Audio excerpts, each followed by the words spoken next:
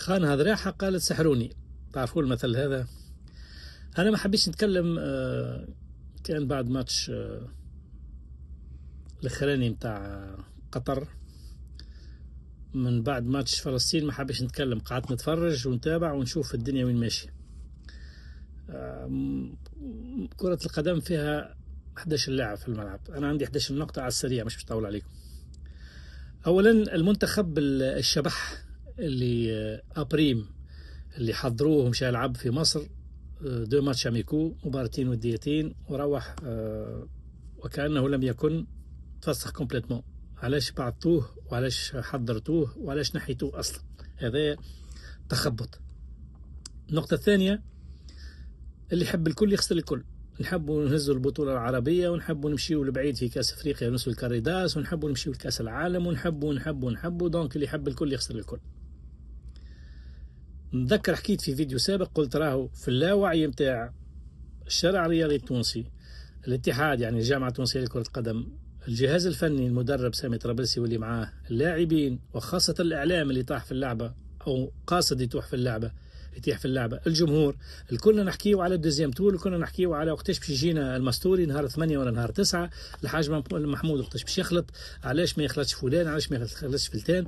ونعتقدوا انه وهذا كله في اللاوعي اللي احنا المباريات الاولى في الجيب، يعني فلسطين وسوريا وقطر مباريات في الجيب، واحنا تعدينا الدوزيام تور وانتهى الموضوع.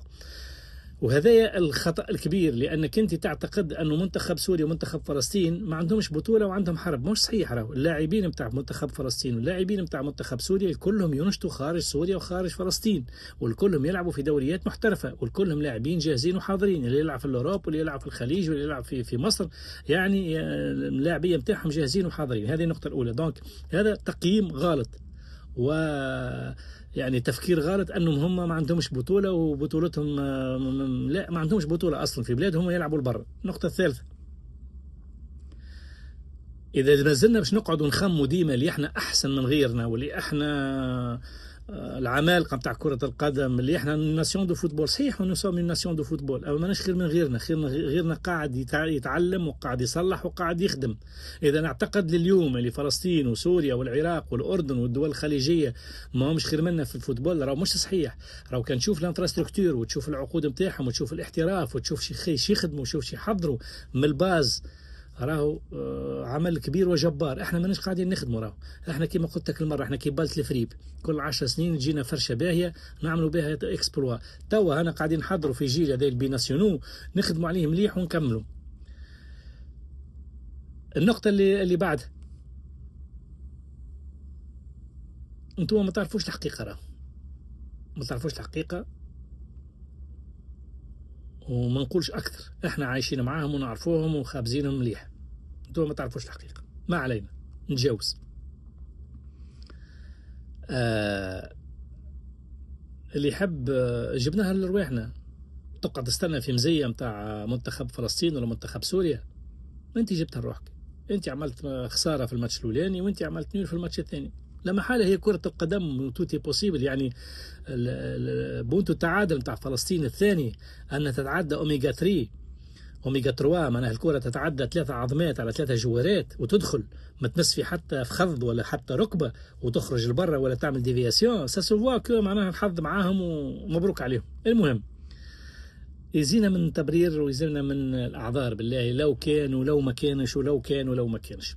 المهم توا احنا ماشيين لكوب دافريك، لازم نفكر مليح اللي راهو ماتش فوتبول يقعد ماتش فوتبول.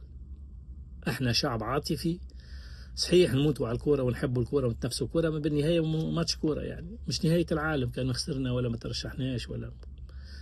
العب ماتش كوره، استمتع ومتعني خويا، انا كمتفرج كمتلقي، اعطيني ماتش باهي كما عملت ضد البرازيل، وهي تحيه مني ليكم، ما يهمنيش مش مشكله. اما لا تلعب لا تترشح لا تربح يولي برشا عليك. اليابانيين باش ندخل تو موضوع في موضوع القرعة. احنا في كل قرعة كأس عالم ولا في كل قرعة كأس افريقيا والله القرعة ما انصفتناش، واحنا في المجموعة الحديدية وفي المجموعة الخشبية وفي المجموعة البرونزية. يا مدير راك ماشي لكأس العالم، يلزمك تستنى انك تطيح كونتر البرازيل وكونتر الارجنتين وكونتر اسبانيا وكونتر فرنسا وكونتر المانيا وكونتر الدنمارك. اي منتخب لازم تطيح ونيفو 1 ونيفو 2 ونيفو 3 حكايه ثانيه. انت ماشي الكوب دي موند يلزمك تحضر روحك، وكما قلنا العب واعطي مجهود وش يهمك في الريزلتا. احنا كشعب قابلين يا اخوي، اعطينا ماتش باهي وما تعديتش مش مشكل.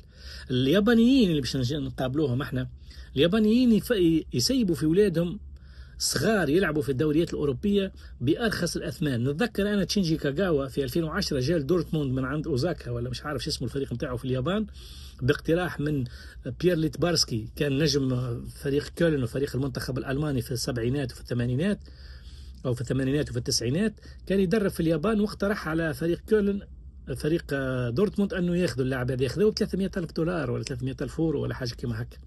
شينجي كاغاوا كان هو مع ماريو غوتسا عند يورجن كلوب في 2009 2010 2011 2012 مكسرين الدنيا، وكانوا عاملين ديو فتقوا بها المانيا وهزوا بها الكوب وهزوا بها الشامبيونات. من بعد باعوه المانشستر يونايتد ب 40 مليون يورو.